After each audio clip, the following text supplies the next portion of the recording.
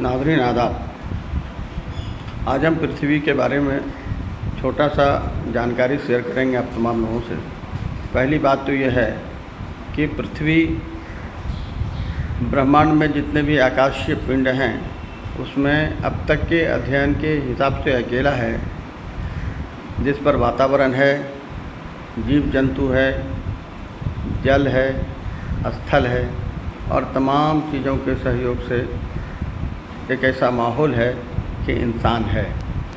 अभी तक के अध्ययन के मुताबिक मनुष्य केवल पृथ्वी पर है और पृथ्वी मनुष्य के जीने लायक है, लेकिन अतीत के कुछ वर्षों में मनुष्य के द्वारा ही किए गए लापरवाहपूर्ण रवैये से पृथ्वी का बड़ा नुकसान होता चला जा रहा है।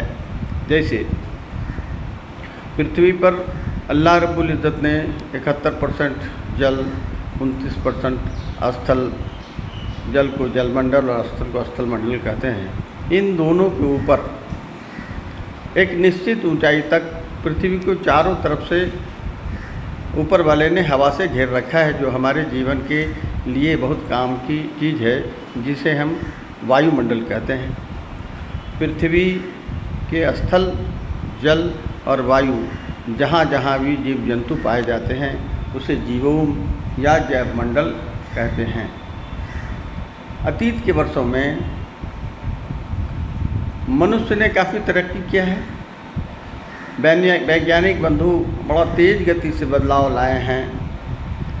हमारा विलासपूर्ण जीवन यापन करने की लालच भी हमें बड़ा तेज़ गति से बदलाव करने पर मजबूर किया है। कारण ये हुआ है कि अंधाधुंध ढंग से हमने अर्थात मनुष्य ने अपने जीवन शैली में बदलाव लाया है और इस बदलाव पर इन्हें गर्व भी है। विज्ञान तरक्की क्या है, रोड बनी, रेल बने, हवाई जहाज़ का इस्तेमाल होने लगा। मनुष्य के अनेक आवश्यकताओं की पूर्ति के लिए सभी चीज़ों में जिसका इस्तेमाल मनुष्य करते हैं बदलाव आया है। हज़ारों साल पहले मनुष्य जंगल में रहते थे, कंदमूल खाते थे, जंगल का छाल पहनकर अपना जीवन यापन करते थे। उस समय धरती पर किसी प्रकार की समस्या नहीं थी। जैसे ही औद्योगिकरण की शुरुआत हुई, विनाश की भी शुरुआत साथ साथ हुई। क्यों कि औद्योगिकरण के साथ साथ दो बड़ी बातें शुरू हुई। एक पेड़ की कटाई, दूसरा उद्योग के चलने के साथ साथ कार्बन डाइऑक्साइड का उत्सर्जन। अब पेड़ पौधे कार्बन डाइऑक्साइड का अवशोषण करते हैं और उद्योग से कार्बन डाइऑक्साइड का उत्सर्जन होता है। तो अतीत के सैकड़ों वर्षों से और निकट के अतीत में बड़ा तेज़ गति से औद्योगिकरण में विकास हो रहा है और बड़ी तेज़ गति से पेड़ों की कटाई भी हो रही है, क्योंकि जहाँ जहाँ उद्योग लगेंगे वहाँ वहाँ खाली ज़मीन चाहिए। जहाँ ज़मीन सस्ती और खाली नहीं है वहाँ पेड़ों की कटाई करके उद्योग लगाए गए हैं ताकि मनुष्य के जीवन को सुदृढ़ बनाया जाए। विलासितापूर्ण जीवन के लिए सारी सुविधा की चीज़ें उद्योग से बनाकर मुहैया करा दी जाए और संपन्न ज़िंदगी जीने का आनंद ले सकें। लेकिन अब वो वक्त आ गया है जब हमें रुक कर सोचना होगा। पिछले कुछ दिनों से आप देख रहे होंगे कि जैसे लगता है कि आसमान से आग की बारिश हो रही। तापमान 42, 44, 45, कहीं कहीं 50, कहीं 55 तक चले गए। लोगों का रोड पर दिन के वक्त चलना हराम है। अब क्या समझते हैं कि ये यूं ही हो रहा है? ये कोई अद्भुत घटना नहीं है। भूगोल की भाषा में बेशबब जल जला आलम में नहीं आता है। कोई बेताब तहे खाक तड़पता होगा वाली बात है। बेकारण कुछ नहीं होता है। अब सोच कर देखें न कि आम आदमी 90% से ज़्यादा है, ख़ास आदमी 5% है। ये 5% लोग एसी, कूलर, रेफ्रिजरेटर इस टाइप की कृत्रिम विलासिता के लिए, अर्थात बहुत गर्मी है तो हम अपने घर को कूल कर लेंगे। ये सुविधा वैज्ञानिकों ने ढूंढ निकाली है, लेकिन अगर विचार करेंगे तो पाएंगे कि इन सुविधा मुहैया कराने वाले यंत्रों में जिन गैसों का इस्तेमाल किया जाता है, अर्थात CFC क्लोरोफ्लोरोकार्बन, ये वो लोग खूब जानते हैं जो 5% लोग एलीट क्लास के लोग हैं, अमीर लोग हैं, समाज के संपन्न लोग हैं, उन्हें ये पता है कि ये बहुत ख़तरनाक गैस है। इस गैस का बहुत बुरा प्रभाव वायुमंडल और पर्यावरण पर पड़ता है, जिस प्रभाव को ग्रीन हाउस इफ़ेक्ट कहते हैं।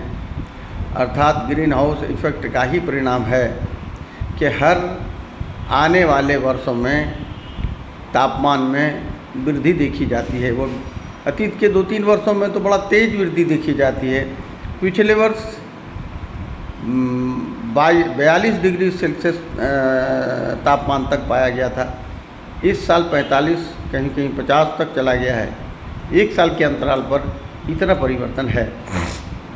तो आप जहाँ सुन रहे हैं मुझे, वहाँ भी अगर बैठकर सोचेंगे तो आप देखेंगे कि सुदूर के गांव के सामान्य वर्ग के लोग भी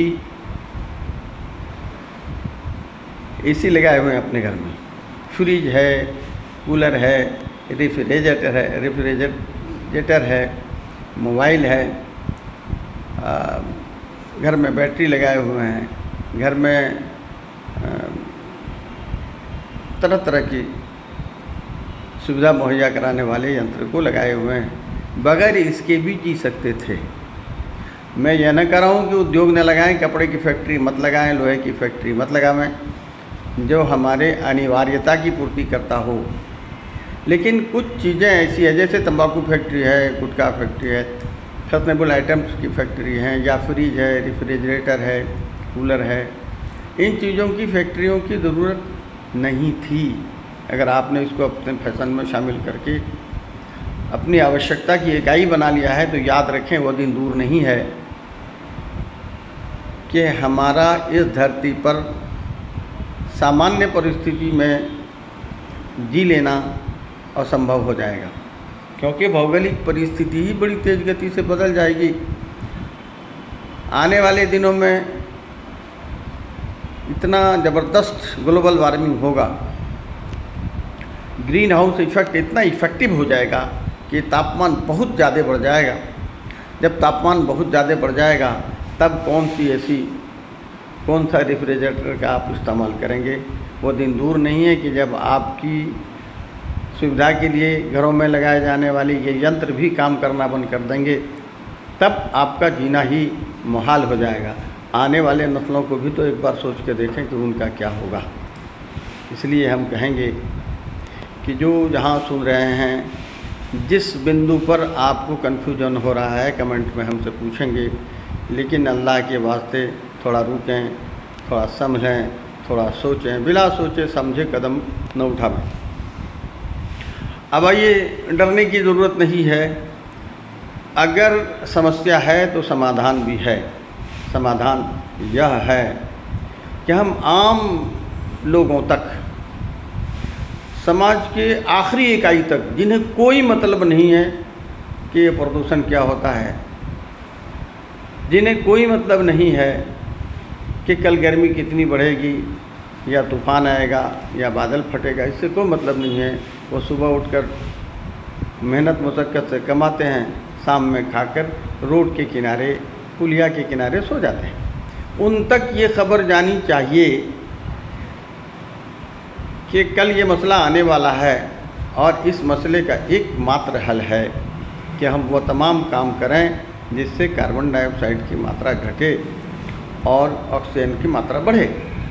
इसके लिए बहुत पैसा खर्च करने की ज़रूरत नहीं है। एक ही बात को कई दृष्टि से मैं समझाने का प्रयास कर रहा हूँ, और इस काम को करने में छोटे लोग ज़्यादा सहभागिता निभाएंगे। उन्हें आप पेड़ लगाने का महत्व बतावें। पहले तो आप पेड़ लगावें, पेड़ लगाने का महत्व समझें, दूसरे तक समझावें, इसको पर्व त्यौहार या सामाजिक कार्यक्रम में शामिल करें, लोगों से इस ओर चेतना जगाने योग्य विमर्श करवावें, ताकि समाज के सभी वर्ग के लोग ये समझ लें कि नहीं, पेड़ ज़रूरी है, क्योंकि पेड़ ऑक्सीजन बनाता है और हम तमाम लोग ऑक्सीजन लेते हैं। ऑक्सीजन केवल हम ही नहीं लेते हैं, धरती पर मनुष्य है, अन्य जीव जंतु हैं और पेड़ पौधे या वनस्पति हैं, सारे के सारे लोगों को जीवित रहने के लिए ऑक्सीजन की ज़रूरत पड़ती है। और ऑक्सीजन बनाने वाली इकाई केवल पेड़ पौधा है, वो भी दिन के समय में सूरज की किरण की रोशनी में ही ऑक्सीजन बनाती है अपना खाना बनाने के क्रम में। ऐसी परिस्थिति में हम अगर चाहते हैं कि यह धरती आने वाले समय में लंबे भविष्य तक हमारे और हमारे आने वाली नस्लों के लिए रहने योग्य बन सके, तो छोटे छोटे बिंदुओं पर ध्यान देना होगा, वह तमाम बातों पर विमर्श करना होगा, समझना होगा जो हमारी पृथ्वी को, हमारी पृथ्वी के वातावरण को, हमारी पृथ्वी के पर के पानी को, मिट्टी को प्रदूषित होने से बचा सकता है। मिसाल के तौर पर साइकिल से भी ज़्यादा मोटरसाइकिल आज हमारे समाज में है और उस पर चढ़ने वाले सज्जन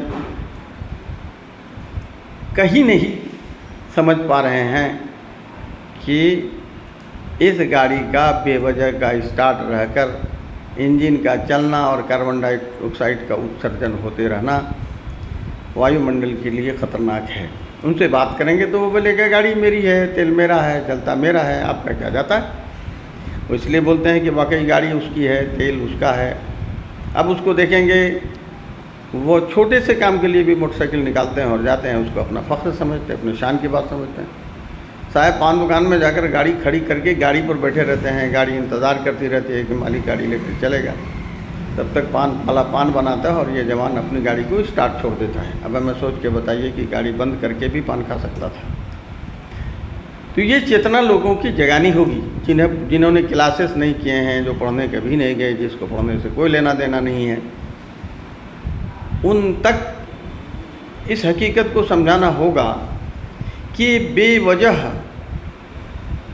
हम कार्बन डाइऑक्साइड का उत्सर्जन करने में मदद नहीं करें, नहीं तो अकेला कार्बन डाइऑक्साइड की मात्रा में बढ़ोतरी इतना बड़ा कुपरिणाम खड़ा करेगा कि धरती की ये खूबसूरती कुछ दिनों में समाप्त हो जाएगी। हमारे रहने लायक ये पृथ्वी अन्य ग्रहों की तरह नहीं बचेगी। उस ओर ध्यान जब जाता है तो रूह कांप उठती है कि क्या होगा, क्यों कि सारे लोग बुद्धिमान हैं, वो समझते हैं कि हम अपने लिए खट रहे हैं, हम अपने रास्ते पर चल रहे हैं, मेरी मंजिल तय है। उन्हें पता ही नहीं है कि मंजिल तो आपकी तय है, आप मंजिल तक पहुंच पाएंगे जब तो सही। उन्हें पता ही नहीं है कि कार्बन डाइऑक्साइड की मात्रा बढ़ने से क्या होगा। उन्हें पता ही नहीं है कि अंधाधुंध खेत में पेस्टिसाइड और पेस्टिसाइड डालने से क्या होगा। उनको बताना होगा कि आप अगर खेती करते हैं तो आपने कितना पेस्टिसाइड देना है, कितना पेस्टिसाइड देना है, कितना खाद देना है, कितना उर्वरक देना है, कितना कंपोस्ट देना है। उन्हें बताना होगा कि हमारे खेत के लिए, हमारे मिट्टी के लिए उर्वरक बेसी फ़ायदेमंद है कि कंपोस्ट बेसी फ़ायदेमंद है। हमारे पेस्टिसाइड और पेस्टिसाइड के लिए कोई वैकल्पिक व्यवस्था हो सकती है क्या? अन्यथा ये उर्वरक और पेस्टिसाइड जो मार्केट में केमिकलाइज्ड मिल रहा है, ये चीज़ें लगातार डालते रहे तो पर्यावरण की विकराल स्थिति खड़ी होगी और हमारा बड़ा नुकसान हो जाएगा। हम चाहेंगे कि जितने लोग सुन रहे हैं वो इस ओर ध्यान दें, समझें और लोगों को भी समझाकर पृथ्वी को खुद भी बचे रहें, पृथ्वी को बचे रहने में अपना योगदान दें। धन्यवाद।